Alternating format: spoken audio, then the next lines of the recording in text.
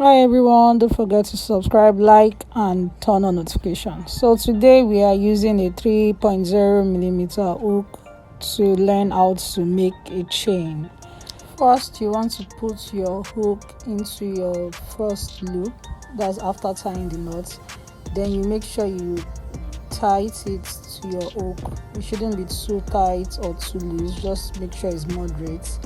So now you want to yarn over on your hook. Let me show you that. You take your yarn and yarn over with your hook, and you want to pull through into that loop to make a first chain. So that's your first chain. Yarn over again, pull through that second loop to make a second chain. So I'll show you slower now. You yarn over, pull through your loop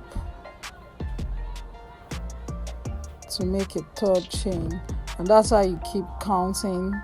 Yarn over, pull through to make another chain, yarn over, pull through to make another chain, on and on and on, and that's how you make a chain. So you can count as many as you want. Just make sure you are holding your yarn firm and you are holding your hook comfortably. Make sure your hands are comfortable. Comfort is very, very important so that your chain can have a balanced look. I'll show you that.